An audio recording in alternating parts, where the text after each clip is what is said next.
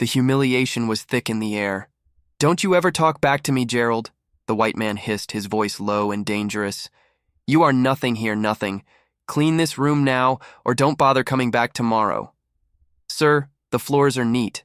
I've cleaned them over and over again," Jasmine, the black cleaner, replied. But without a word, Gerald took a full cup of water and poured the entire water directly onto Jasmine. The cold water drenched her hair, ran down her face, soaked through her uniform shirt, and pooled at her feet on the freshly mopped floor. The shock of the cold liquid made her gasp, but it was the deliberate cruelty of the act that stole her breath entirely. "Now you have something real to clean up," Gerald said. But little did he know that he didn't just humiliate a cleaner, but the very woman who had the power to crash down his entire career. Before we move properly into this story, click on the subscribe and like button. If you believe no one should be unfairly treated no matter who they are, then type in the comments where you're watching from. You will definitely get a reply to your comment. The shiny floors of Williams Innovations' executive floor reflected the harsh fluorescent lights as Jasmine Williams, disguised in a maintenance uniform, carefully guided her mop across the polished surface. The nameplate on her chest read, "Janet," not Jasmine Williams. The hands that had signed million-dollar contracts now gripped a mop handle, red and raw from industrial cleaning solutions as she worked. The click of expensive leather shoes approached from behind. Gerald Hayes, operations manager, a man who'd never looked her in the eye during executive meetings, now loomed over her with a stack of reports clutched in his manicured hands. Jasmine's eyes, normally confident and commanding in boardrooms, flashed with a contained fury. Her jaw clenched as she quietly nodded and bent down to retrieve the now soaking papers. Every fiber of her being wanted to stand up, reveal her identity, and fire this man on the spot. But that wasn't the plan. That wasn't why she was here. Jasmine. William, the brilliant 28-year-old Harvard Business School graduate with her designer suits and commanding presence, had earned the respect of industry leaders and was featured in Forbes 30 Under 30 for her innovative approach to sustainable technology. Williams Innovations wasn't just any company. Founded by Robert Williams, Jasmine's father, 35 years ago in his garage with nothing but a dream and $2,000 borrowed from his grandmother, it had grown into a fintech giant valued at over $5 billion. Robert had broken barriers as one of the few black CEOs in Silicon Valley.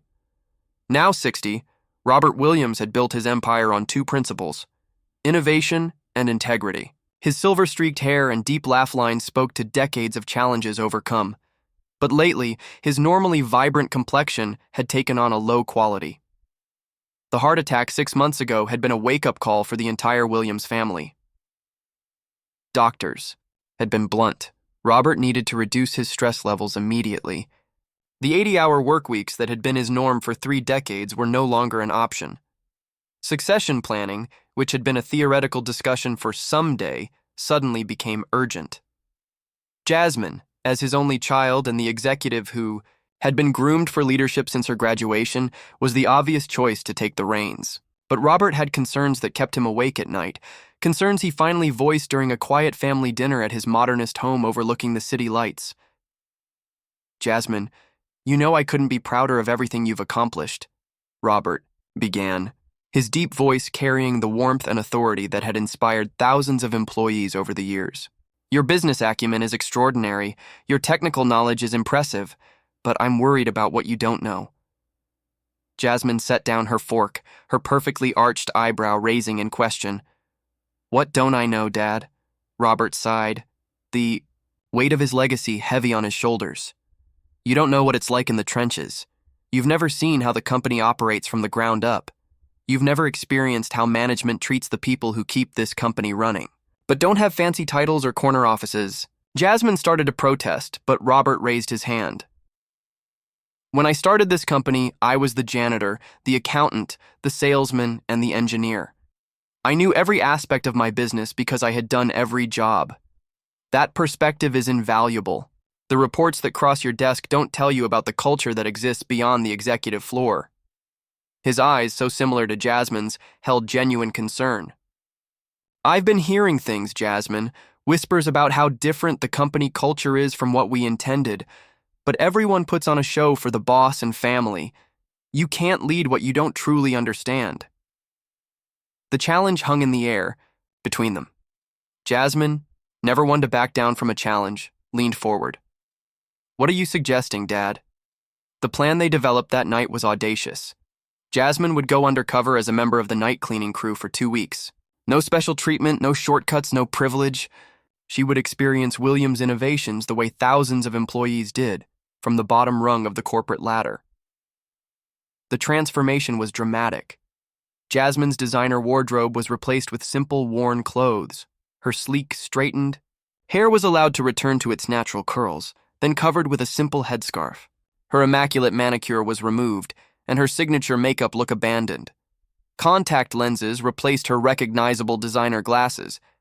The diamond studs that never left her ears were exchanged for simple metal hoops.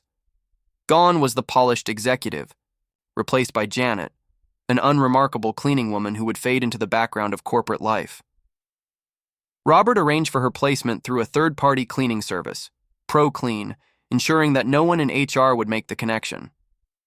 Her background check and paperwork were handled with the utmost discretion, creating a foolproof cover identity.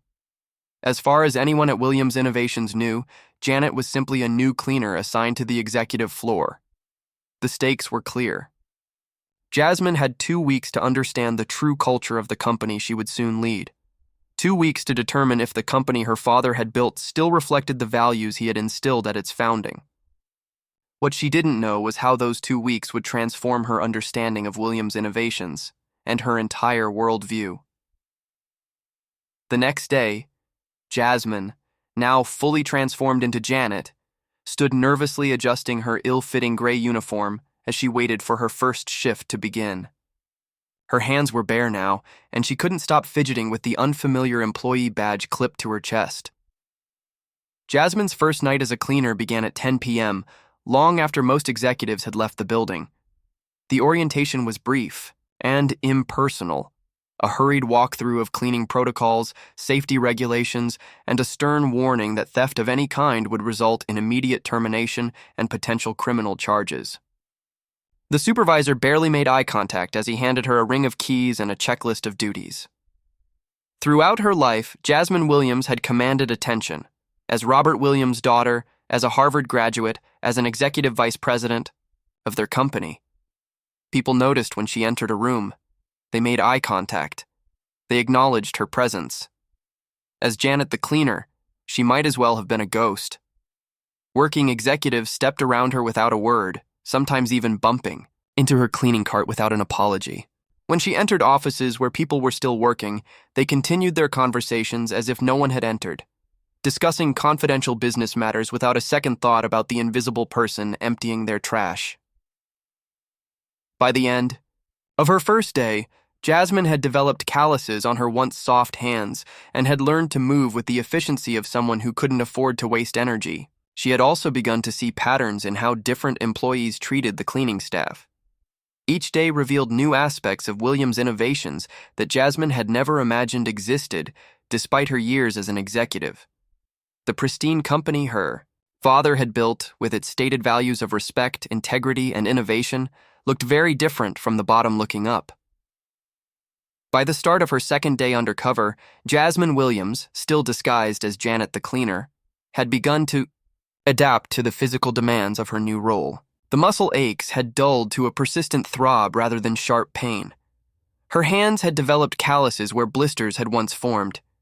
She had learned to distribute her weight properly while mopping to minimize back strain, but no amount of physical adaptation could prepare her for the psychological warfare that Gerald Hayes, operations supervisor, was about to unleash.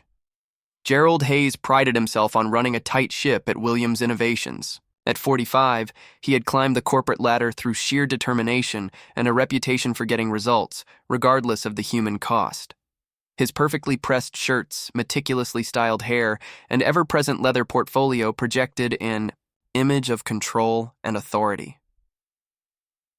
What few people in management realized was how differently Gerald behaved when dealing with those he considered beneath him, particularly the cleaning staff. To the executive team, Gerald presented himself as efficient and dedicated, To the cleaning crew, he was a tyrant whose unpredictable mood swings and impossible standards made their already difficult jobs nearly unbearable. "This is unacceptable," he declared on their first inspection, holding up a glove with a barely perceptible smudge after checking above. To ceiling area not even on the regular cleaning rotation. "You people need to understand that Williams Innovations represents excellence in everything. Everything." He demanded the entire third-floor east wing be re-cleaned, forcing the team to stay 2 hours past the end of their shift without additional pay. When Maria attempted to explain that the area above the vents was scheduled for quarterly deep cleaning, not nightly maintenance, Gerald cut her off. "If I wanted excuses, I'd ask for them. What I want is competence, which seems to be in short supply around here." While Gerald's general treatment of the cleaning staff was harsh, he seemed to take particular pleasure in targeting Jasmine. Perhaps it was because she was new and hadn't yet learned to make herself scarce when he appeared. Perhaps it was because something in her demeanor, a residual confidence that was difficult to completely disguise, triggered his need to assert dominance. Whatever the reason, Gerald made Janet his personal project. No matter how meticulously Jasmine cleaned, Gerald found fault. Windows had streaks visible only when viewed at specific angles with a flashlight. Carpets had microscopic pieces of lint that required a third vacuuming. Stainless steel surfaces that gleamed under normal inspection suddenly revealed unacceptable fingerprints when Gerald examined them. During her first solo shift cleaning the executive restrooms, Gerald arrived for a surprise inspection while she was still in the middle of the work. Rather than waiting for her to finish, he began his inspection immediately, criticizing her progress, her technique, her choice of cleaning solutions, and even the way she organized her cart. "Are you deliberately trying to be this incompetent, or does it just come naturally to you?" he asked, loud enough for anyone in the vicinity to hear. "This is exactly why we should outsource all cleaning to robots. At least they follow instructions correctly the first time." Jasmine bit her tongue as she absorbed the insult. In her role as executive VP, she could have ended Gerald's career with a single email. As Janet the cleaner, she had no recourse, but to apologize and promise to do better. The other cleaners had noticed Gerald's fixation on the new girl and tried to warn her. Darnell, an older cleaner at the company, pulled Jasmine aside after a particularly brutal criticism session that left her hands shaking as she restocked her cleaning cart. "You need to stay out of his way," Darnell advised, glancing over his shoulder to ensure they weren't overheard. Then an incident occurred on Thursday night of her first week. Jasmine was cleaning the hallway outside the main conference room on the executive floor, her cart neatly positioned against the wall to allow easy passage. The floor was almost empty at 11:30 p.m., with most offices dark and their occupants long gone. She had just finished refilling her bucket with fresh cleaning solution when she heard the distinctive sound of Gerald's leather dress shoes on the marble floor. As he neared Jasmine, he stopped directly beside her cleaning cart, surveying her work with exaggerated scrutiny. What happened next was no accident. As Gerald resumed walking, he deliberately swung his arm out, catching the side of Jasmine's perfectly organized cleaning cart. The cart crashed down with a loud thud. Gerald paused, surveying the disaster he had created with a barely suppressed smile. Then he continued walking, stepping directly through the spilled cleaning solution and leaving footprints across the floor Jasmine had spent the last hour perfecting. He never looked back, never acknowledged what he'd done, never offered to help or apologize. To him, it wasn't even worth mentioning. Jasmine stood frozen, staring at the wreckage before her. In that moment, something fundamental shifted in her understanding of Williams' innovations. This wasn't just about disrespect or invisibility. This was calculated cruelty, the deliberate abuse of power with no fear of consequences. As she knelt to begin cleaning up the mess, fighting back tears of frustration and rage, Jasmine realized this wasn't just about understanding culture anymore. This wasn't just about proving herself worthy of succession. This was about justice for the invisible workforce that kept Williams' innovations functioning, the people her father had once been part of before building his empire. When Gerald's racist words escalated in the days that followed, Jasmine was prepared. She documented everything: times, dates, witnesses, and exact quotes. She observed which executives enabled his behavior and which seemed uncomfortable but said nothing.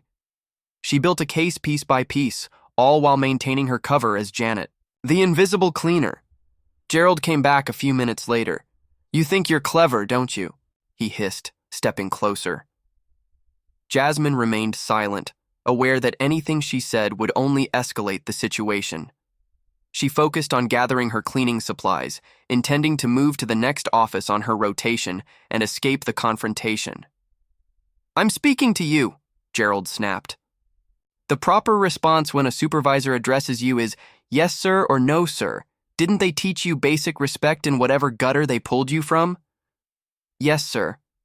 "Sorry, sir," she replied, the words tasting bitter in her mouth. She had just begun mopping the hallway outside the executive conference room when Gerald deliberately stepped onto the freshly cleaned surface, leaving dirty footprints across the wet floor. "This floor is still filthy," he announced, loudly, as if speaking to an audience, though they were alone in the corridor. "Can't you do anything right? Look at these stains. Look at these spots you've missed." Jasmine glanced down at the immaculate floor, gleaming under the recessed lighting.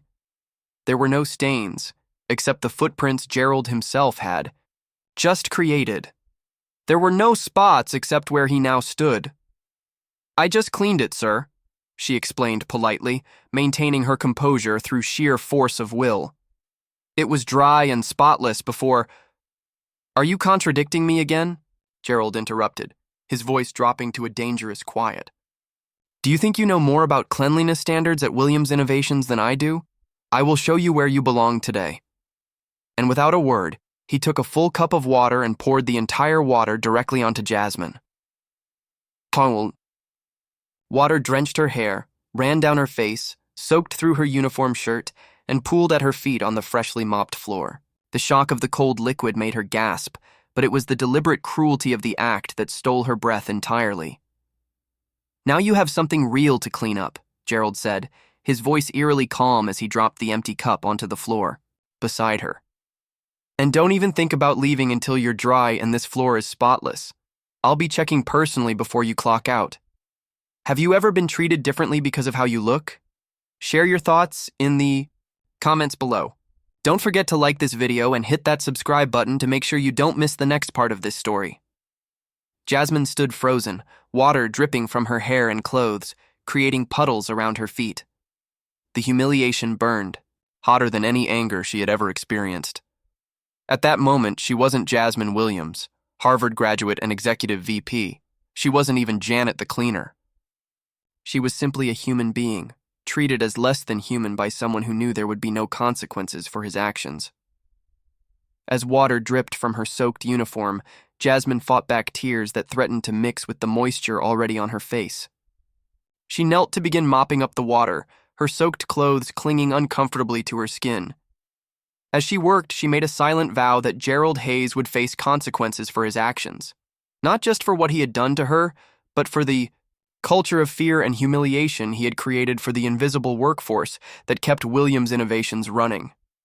One would think that Gerald was the only one, but there was also Derek Phillips, the marketing director at Williams Innovations. He looked every bit the creative executive. At 42, he cultivated a carefully curated image, designer glasses, artfully styled hair, and just the right bespoke suits that projected success without seeming too corporate. Jasmine's first encounter with Derek occurred during her second week, Undercover. His office was on her cleaning rotation that night, a task that should have taken approximately 20 minutes according to the standard schedule. Instead, it would ultimately consume over 3 hours of her shift, leaving her scrambling to complete her other assigned areas before clocking out. When Jasmine first entered his office shortly after 10 p.m., Derek was still working, staring intently at his computer screen. Unlike many executives who either ignored the cleaning staff entirely or briefly acknowledged them before returning to their work, Derek immediately engaged. "Oh, good. You're here," he said without looking up from his screen. "This office is an absolute disaster. We had a creative brainstorming session today and it needs a thorough cleaning." The office appeared relatively tidy to Jasmine's now experienced eye, a few coffee cups on a side table, some papers arranged in piles, nothing that justified his description of absolute disaster. Nevertheless, she nodded and began her standard cleaning routine, starting with emptying the trash bins. Derek watched her work for several minutes, his attention shifting between his computer and her movements around the office. As she finished dusting the bookshelves and moved to clean the glass coffee table, he cleared his throat dramatically.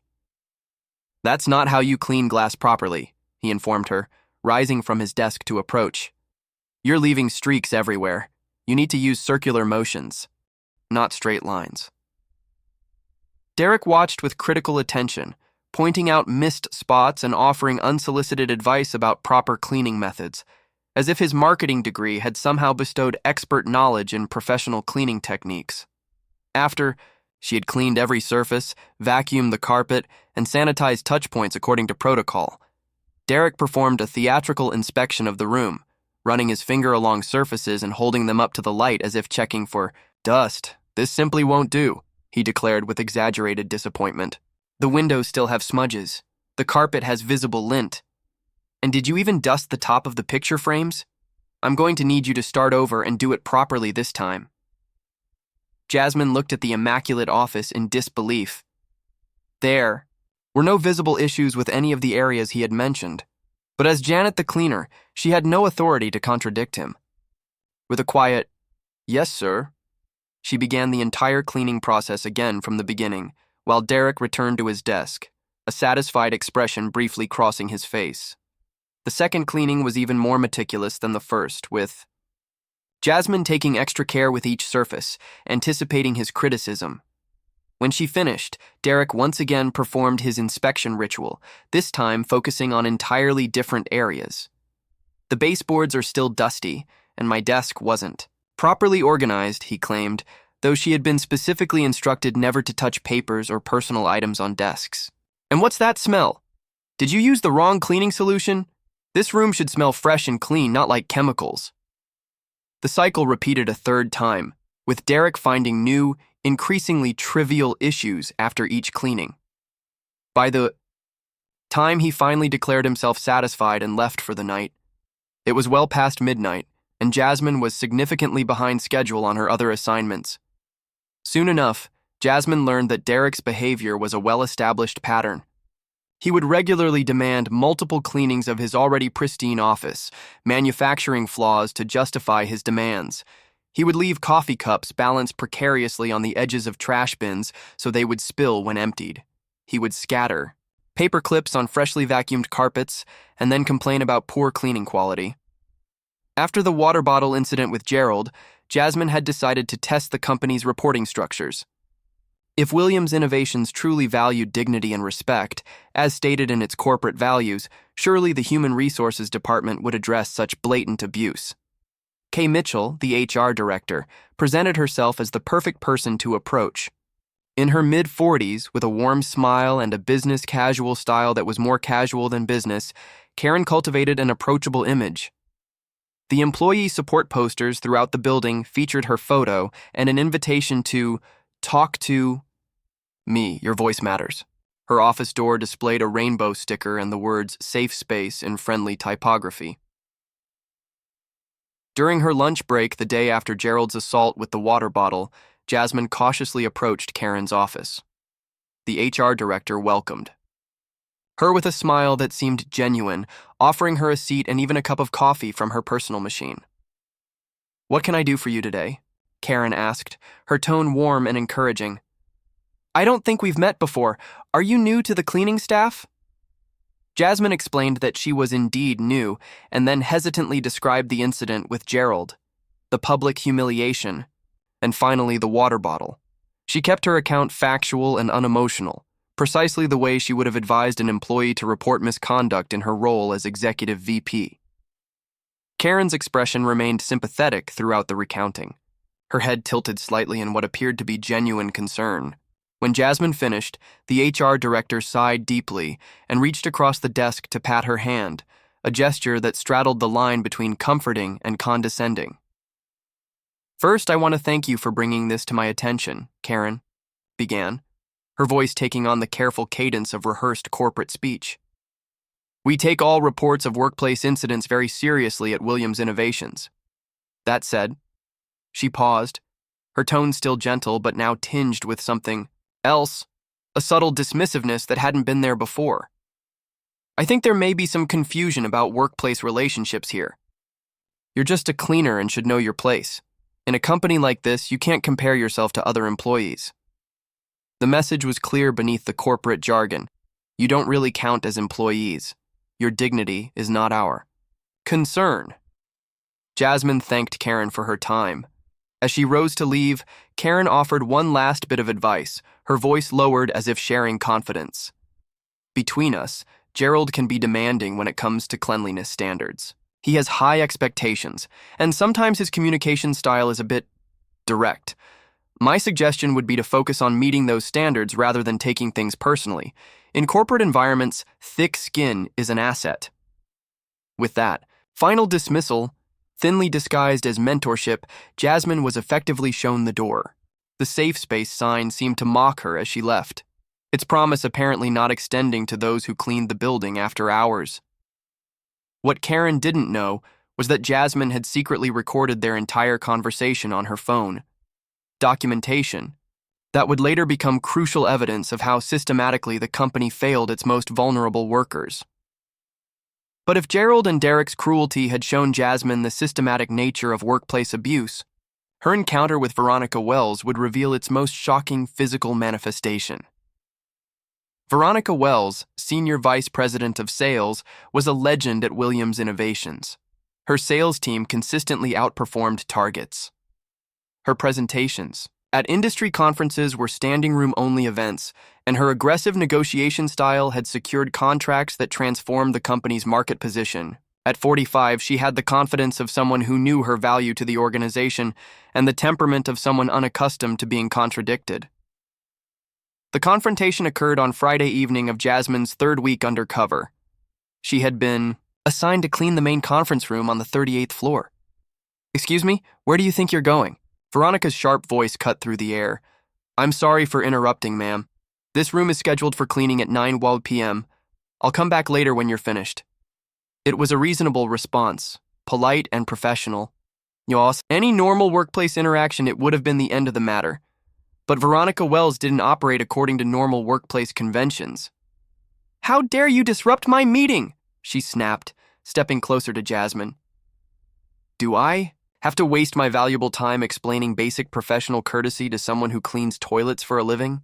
The verbal assault was loud enough that employees in nearby offices had begun to glance through the glass walls of the conference room, watching the confrontation unfold. But like the salespeople inside, they chose not to intervene. Jasmine had weathered Gerald's water and Derek's humiliation, but something about Veronica's outburst was just too much. Perhaps the sheer injustice of being berated for simply following the assigned schedule triggered a response that was pure Jasmine Williams rather than the deferential Janet. "With all due respect," she said, her voice quiet but firm, "I am following the established protocol for this building. If there's a conflict with the cleaning schedule, the proper procedure is to notify facility management in advance so adjustments can be made. I'm simply trying to do my job, just as you're doing yours." The conference room fell completely silent. The junior salespeople froze, expressions locked in shocked disbelief that a cleaner would dare respond to Veronica Wells in such a manner. For Veronica herself, the response was momentarily stunning. The articulate pushback from someone she had dismissed as a nobody caught her off guard, but the silence lasted only seconds before Veronica's face contorted with rage. Without warning, her hand swung out in a sharp arc, connecting with Jasmine's cheek with a crack that echoed through the silent conference room. The force of the slap snapped Jasmine's head to the side and sent her stumbling back against her cleaning cart. "Don't you ever talk back to me," Veronica hissed, her voice low and dangerous. "You are nothing here. Nothing. Clean this room now or don't bother coming back tomorrow." Pain bloomed across Jasmine's cheek, but it was nothing compared to the shock that froze her in place. In all her years in corporate America, through Harvard Business School and the executive ranks, she had never witnessed such a blatant physical assault in a professional environment, let alone experienced it personally. The junior salespeople, In the room stared at their laptops, their notes, the ceiling, anywhere but at the assault they had just witnessed. No one spoke. No one objected. No one offered assistance. Their collective silence was its own form of violence, the tacit agreement that what had happened was acceptable, or at least not worth risking their careers to address. In that moment, Jasmine nearly broke character. The impulse to reveal herself, to transform from Janet the cleaner into Jasmine Williams, executive vice president and daughter of the founder, was almost overwhelming. One sentence could have ended Veronica's career instantly, but some deeper instinct held her back.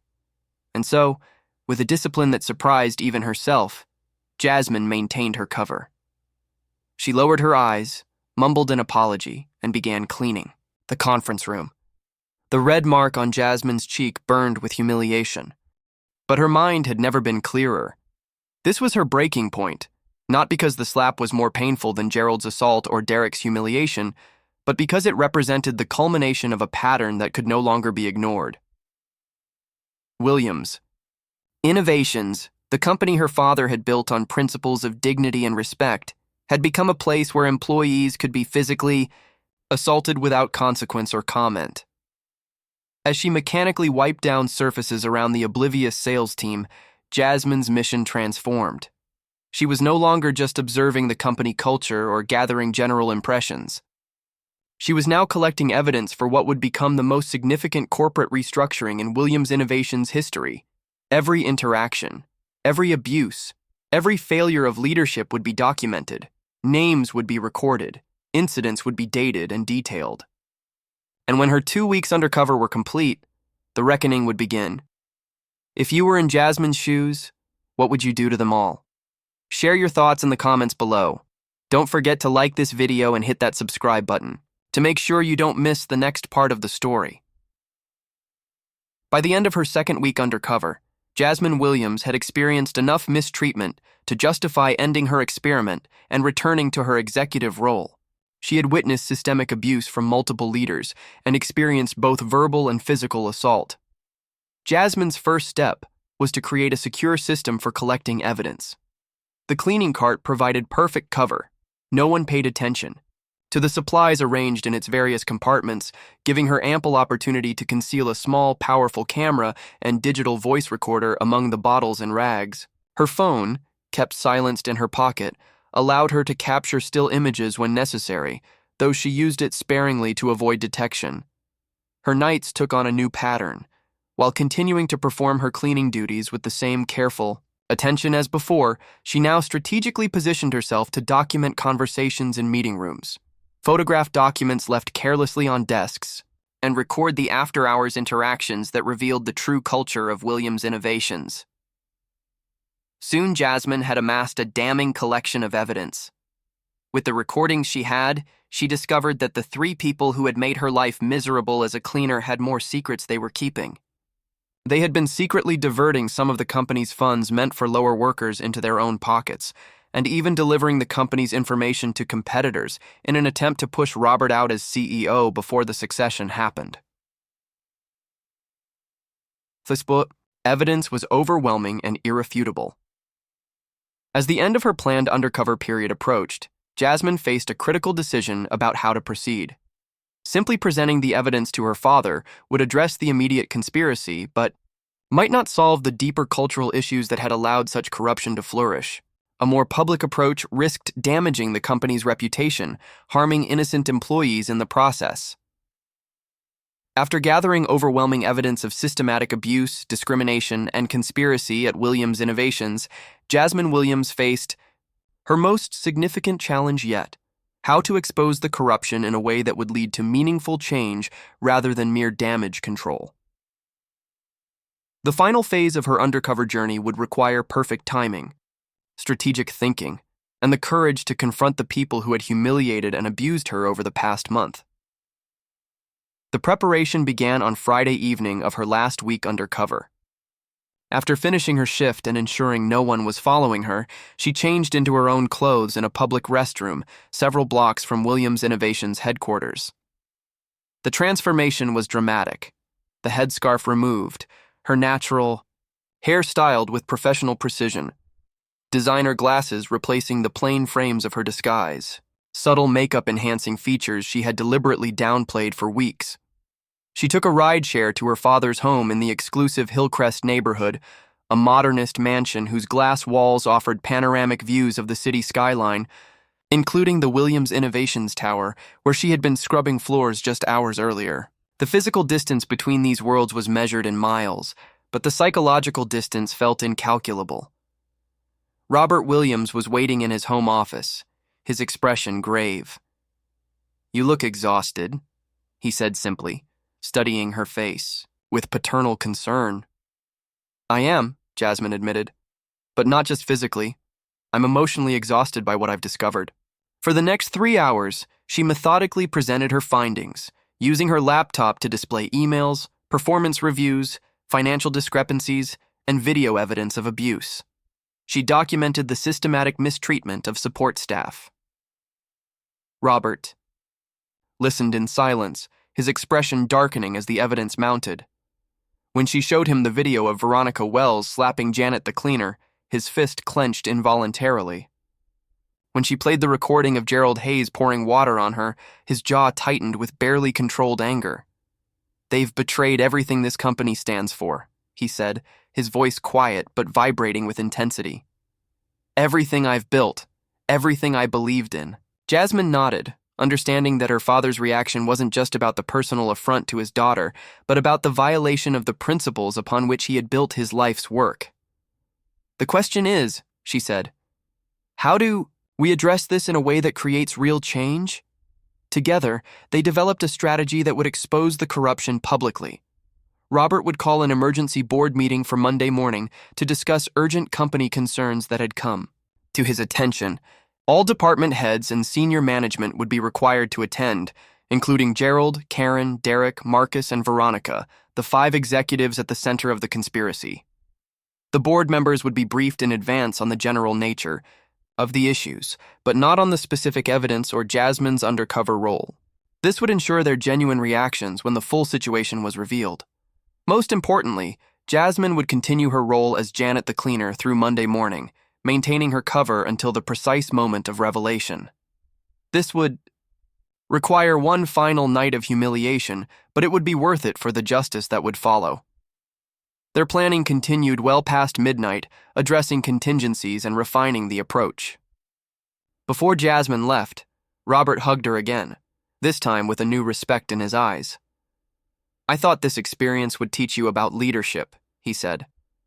"But it seems you're teaching me.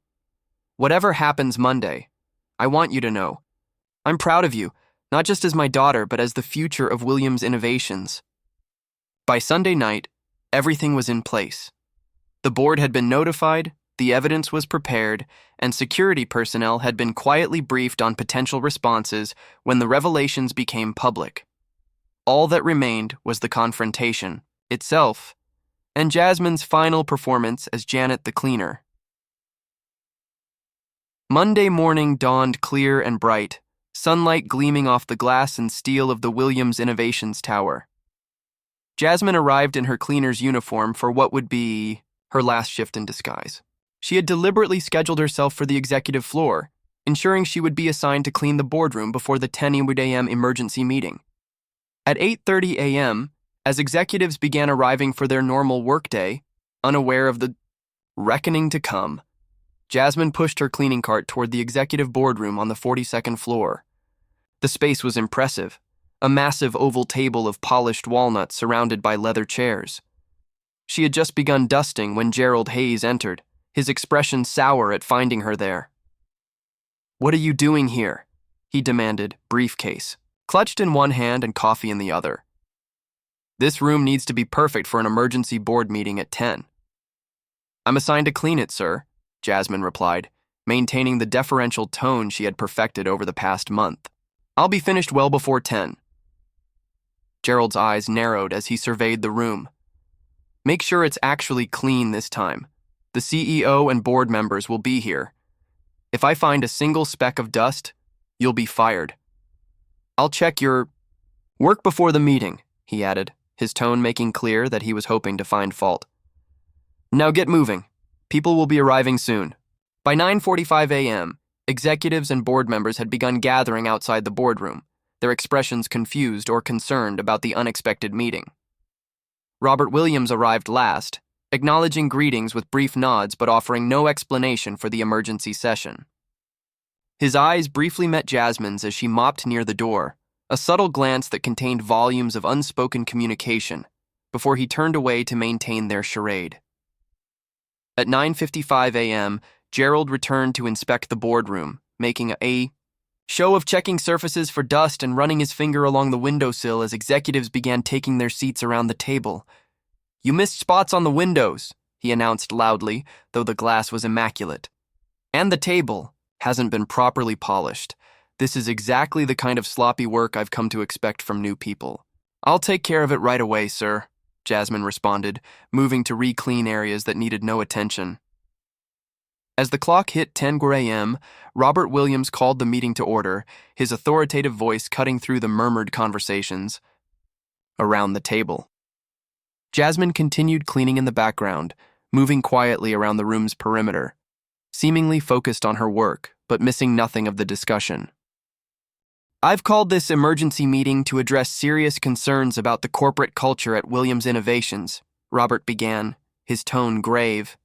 "Over the past month, evidence has come to my attention suggesting that we've strayed significantly from the core values upon which I built this company." The room fell silent. Executives exchanged uneasy glances. Karen from HR straightened in her seat, pen poised over her notepad as if preparing to document solutions to a problem she had helped create. Derek Phillips maintained his carefully cultivated, creative persona, though his fingers drummed nervously on the table. Marcus Winters adjusted his tie repeatedly, while Veronica Wells maintained a mask of professional interest that revealed nothing of her thoughts. "Get out!" Gerald shouted suddenly, trying to get rid of the cleaning lady. "This is sensitive corporate business." The moment had arrived, the culmination of 2 weeks of humiliation, documentation, and strategic patience. All eyes turned briefly toward the unassuming cleaner in the gray uniform, expecting her to scurry from the room as commanded. Instead, Jasmine set her mop carefully against the wall.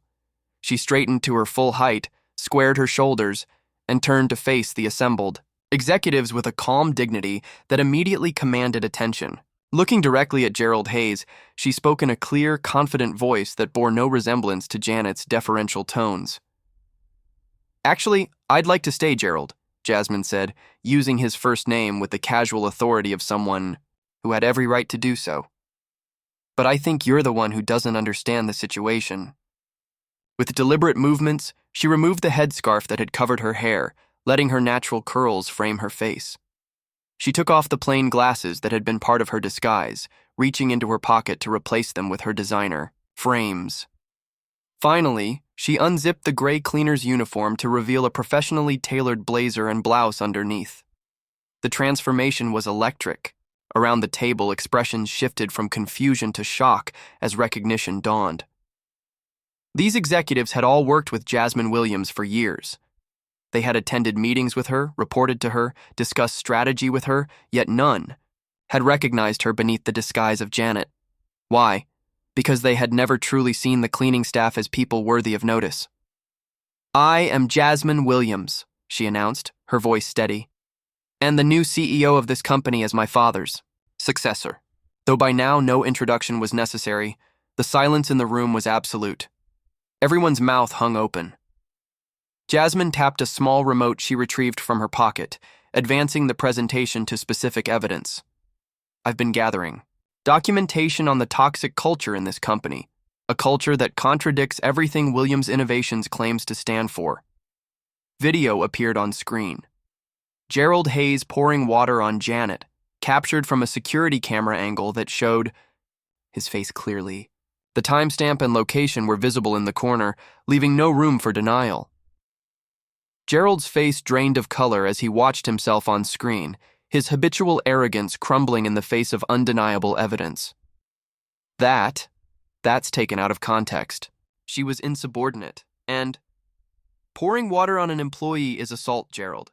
Jasmine cut him off calmly. There's no context that makes it acceptable. The presentation advanced again. this time showing Derek Phillips in his office, forcing Janet to clean the same surfaces repeatedly while making increasingly trivial complaints.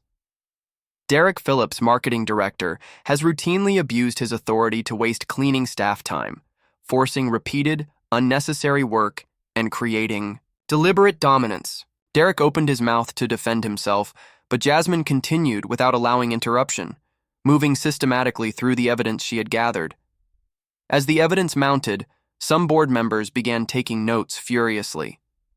Others sat back, with expressions of shock or disgust. One elderly board member removed his glasses, polished them, then shook his head in disbelief when the video remained just as damning.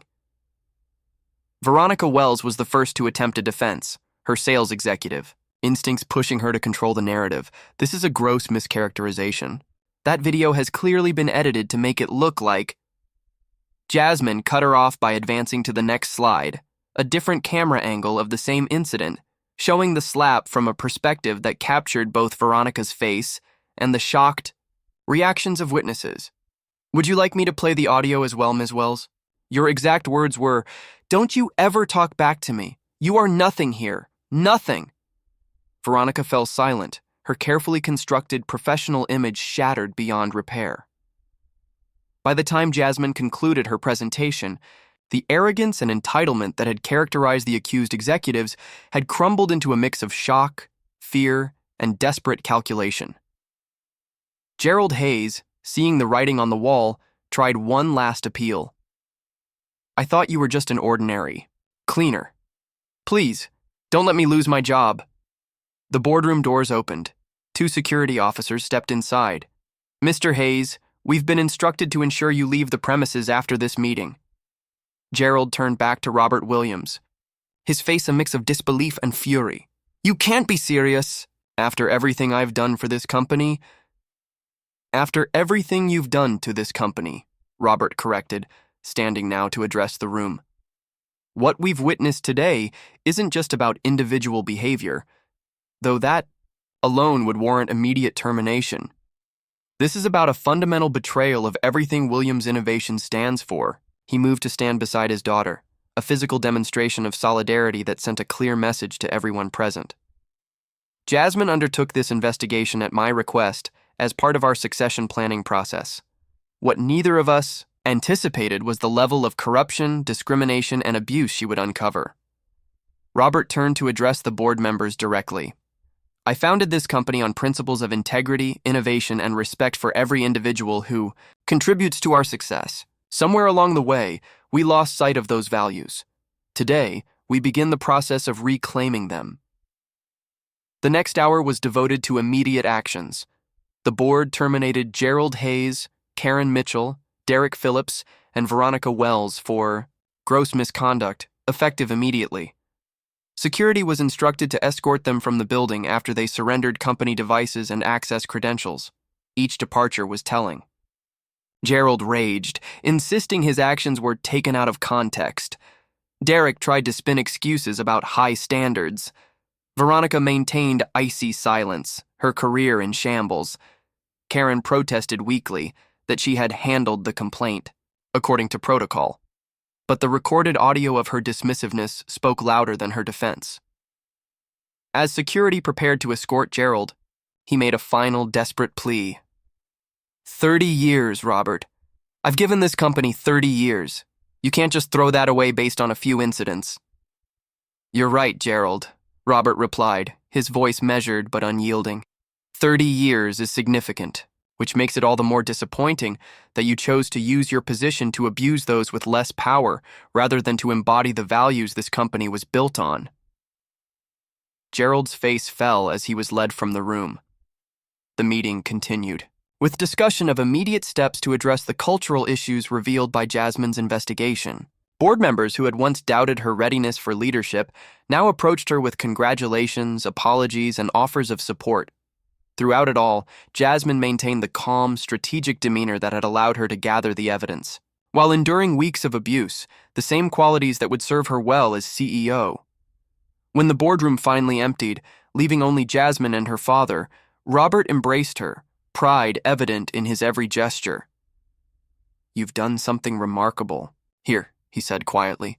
Not just exposing corruption, but experiencing firsthand what needs to change. I couldn't have done it. My pride wouldn't have allowed me to maintain that cover through what you endured. Jasmine's eyes filled with unexpected tears, not from the memory of humiliation, but from the realization of how deeply this experience had transformed her understanding of leadership. Robert nodded. The board wants to accelerate the succession timeline. After today's presentation, they're convinced you're ready. Jasmine looked out over the city skyline, considering the weight of responsibility she was about to assume. I am ready, she agreed. But not because I'm your daughter, or because I have the right degrees. I'm ready because I've seen this company from the bottom up. I've experienced what works, and what desperately needs to change. She picked up the gray cleaner's uniform she had discarded during her revelation, folding it carefully rather than dismissively.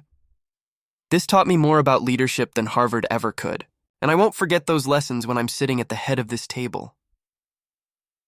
As they left the boardroom together, Jasmine paused by the cleaning cart she had pushed for 2 weeks. There's one more thing I need to do before this becomes official, she said quietly. The transformation of Williams Innovations didn't happen overnight. Cultural change required consistent effort, honest confrontation of remaining problems, and the humility to acknowledge that perfection remained elusive. There were setbacks and challenges, resistance from some who benefited from the old system. The inevitable complications of implementing broad structural changes in a large organization. But 6 months after Jasmine's undercover journey ended, Williams Innovations had become a fundamentally different company. Employees at all levels reported higher job satisfaction. Productivity measures showed consistent improvement. Turnover rates dropped significantly, particularly among previously underrepresented groups. For Jasmine herself, the experience created a personal transformation as profound as the organizational changes she implemented.